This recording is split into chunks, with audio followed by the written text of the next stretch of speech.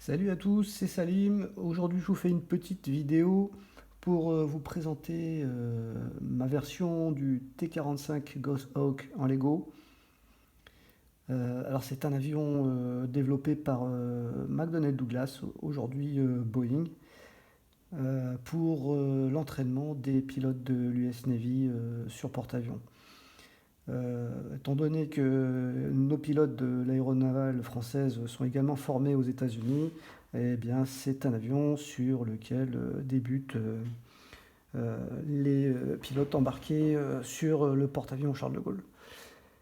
À la base, cet avion est une évolution du British Aerospace Hawk 100, qui a subi un certain nombre de modifications, essentiellement de structure pour permettre les appontages. La voilure a également été redessinée.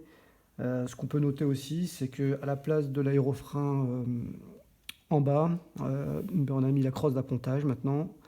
Et puis les aérofreins ont été mis de chaque côté du fuselage à l'arrière.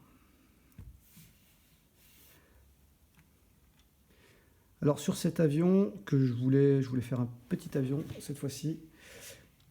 Sur cet avion, la grosse difficulté a été d'intégrer ces entrées d'air.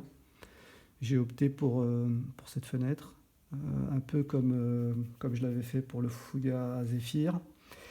Et puis, je dirais que tout naturellement, j'ai pu loger le fairing technique qui est ici. Mais effectivement, la partie complexe se situe là. Il a fallu obtenir un ensemble suffisamment solide et puis également avoir la place pour mettre le pilote instructeur en place arrière.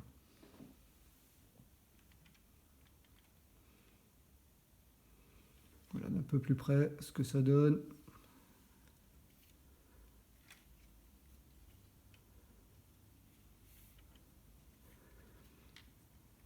Alors, au niveau des volets, j'ai repris le design que j'avais utilisé sur le Super Étendard, à savoir une articulation déportée.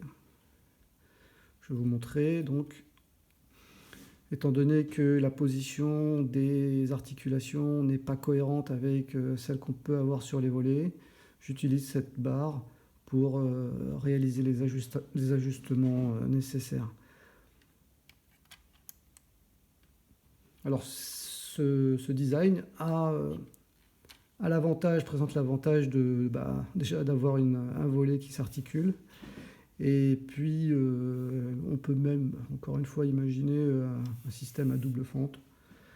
Par contre, le revers de la médaille, c'est qu'avec ce système-là, on obtient quand même un bord de fuite qui est assez épais.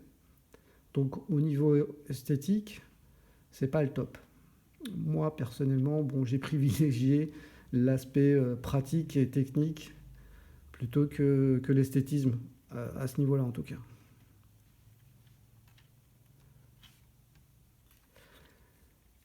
Autre chose, normalement sur l'avion, le train avant se rétracte vers l'avant. C'est pas possible ici, donc j'ai été obligé de me rabattre sur l'arrière. On a également la barre de catapultage qui dépasse un peu. Train principal, c'est toujours un petit peu les mêmes problématiques qu'on a sur ces avions, sur les petits avions, c'est qu'il n'y a pas beaucoup de place dans le logement de train à la jonction fuselage L. Donc voilà ce que ça donne une fois que le train est replié. Donc la crosse, les aérofreins.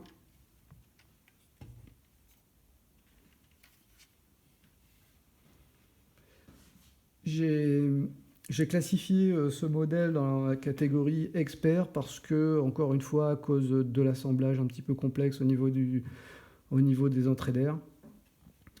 Le rendu final, je pense, il est bien. Enfin, en tout cas, en termes de solidité, il est bien. Au niveau esthétique, effectivement, on peut ne pas aimer cette configuration d'entrée d'air. Encore une fois, je trouvais que les garde-boue que j'utilise en général pour faire des entrées d'air sont un petit peu trop grands pour cet avion-là en particulier.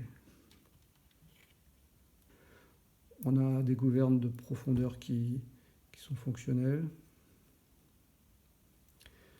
Quoi d'autre sur cet avion? Je crois que j'ai fait le tour. On va ressortir les roues. Hop.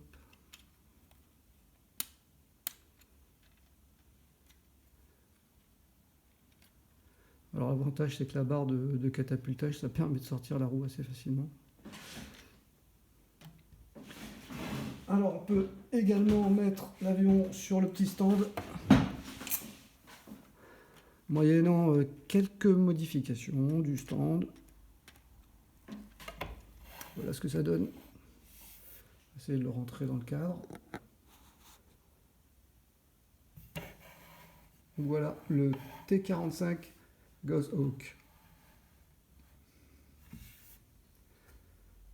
Je voulais profiter de cette vidéo pour remercier tous ceux qui ont fait confiance à mes plans. J'espère qu'ils en ont eu entière satisfaction.